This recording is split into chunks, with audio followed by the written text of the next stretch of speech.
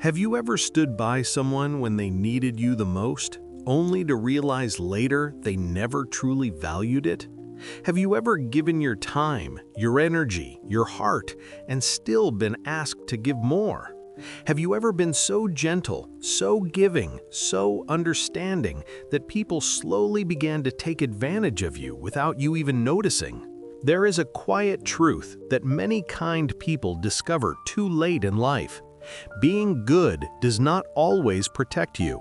Sometimes, if you're not careful, it slowly breaks you. You say yes when your mind whispers no. You show up even when you're tired. You give pieces of yourself until you feel empty inside. And the painful part is, people don't always honor that kindness. Instead, they expect it. They depend on it. And sometimes, they use it. And when one day you finally gather the courage to say no, suddenly you were the problem. You are called selfish. You are called cold. You were told you've changed. But what if the real problem was never your kindness, but the way you gave it away without protecting it? Let me tell you a story. In a small, peaceful town surrounded by green fields and quiet roads, there lived a man named Samuel. Samuel was known by everyone as the most helpful person in the town. If someone needed a hand, Samuel was there. If someone was struggling, Samuel would step in without being asked. His heart was soft and his nature was gentle. People would often say, "Samuel is a blessing. He never refuses anyone." Hearing those words made Samuel feel important. He believed that his kindness was his strength. He believed that by being good to everyone, life would be good to him too. But deep inside, something didn't feel right. Every night, after helping others all day, Samuel would lie down feeling completely drained. His body felt heavy, but his heart felt even heavier. He couldn't explain it, but there was a quiet sadness growing inside him. One afternoon, his neighbor, Mrs. Collins, came to his door.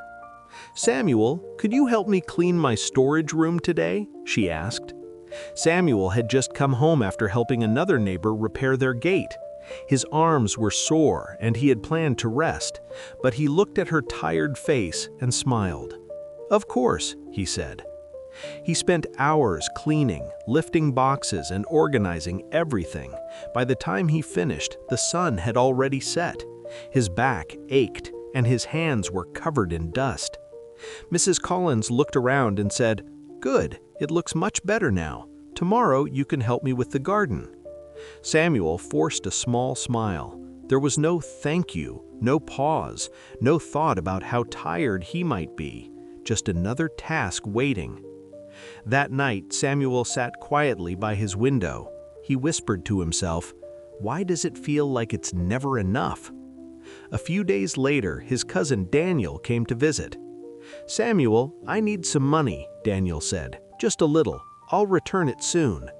Samuel had helped Daniel before, more than once, and each time the money was never returned. But Samuel didn't want to disappoint him, so again he gave. Weeks passed. Nothing came back, not even a mention of it.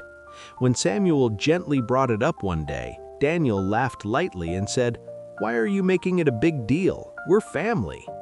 Samuel felt a deep sting in his chest. It wasn't just about the money, it was about respect.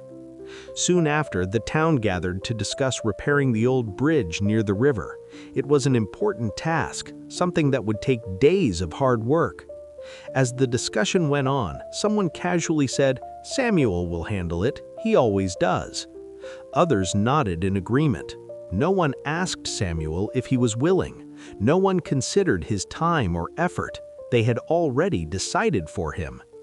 Samuel sat there quietly, his heart sinking. In that moment, something became very clear to him. His kindness was no longer a choice. It had become an expectation. That evening, as he walked by the river feeling overwhelmed, he noticed an elderly traveler sitting on a rock, watching the water flow. The old man looked at Samuel and said gently, "You look like someone carrying too much." Samuel paused. "I don't understand why I feel this way," he admitted. "I help everyone. I try to be good, but I feel empty." The old man nodded slowly.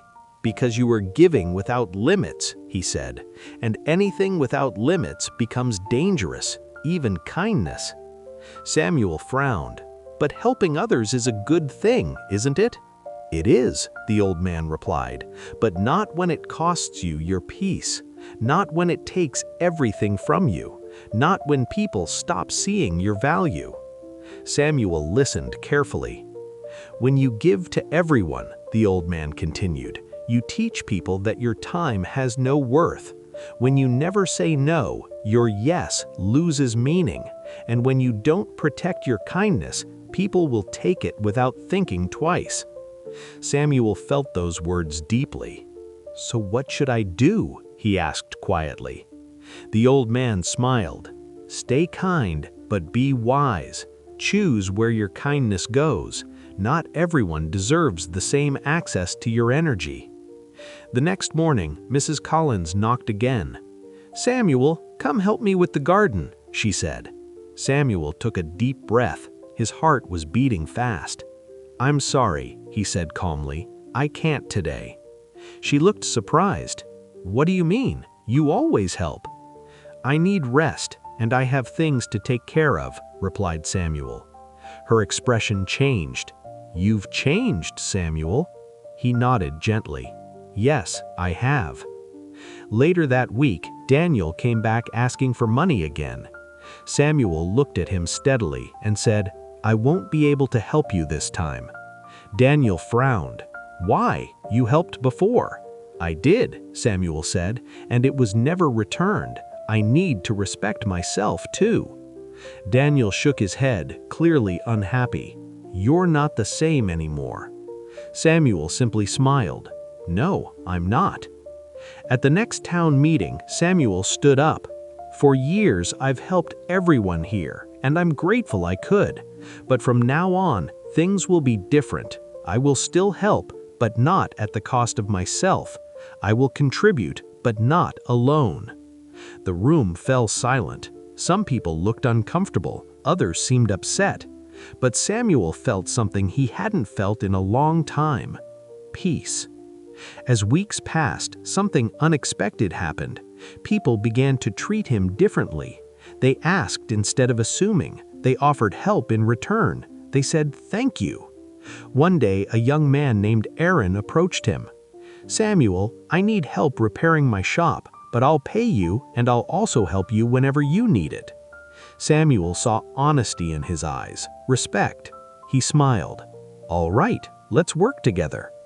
And for the first time, helping someone didn't feel like a burden. It felt balanced.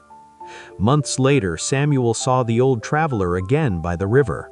"You look lighter," the old man said. Samuel smiled. "I am. I learned that kindness is not about giving everything to everyone. It's about giving wisely." "And how does that feel?" the old man asked. Samuel looked at the flowing water and said softly, "It feels like freedom." So if you have ever felt used, if you have ever felt drained, if you have ever felt like your kindness is being taken for granted, remember this: your kindness is not your weakness, but without boundaries, it can become your greatest pain. You are allowed to say no. You are allowed to rest. You are allowed to protect your peace. The right people will understand. The wrong ones will complain. And that alone will show you who truly deserves your kindness. Being kind is beautiful, but being wisely kind, that is powerful.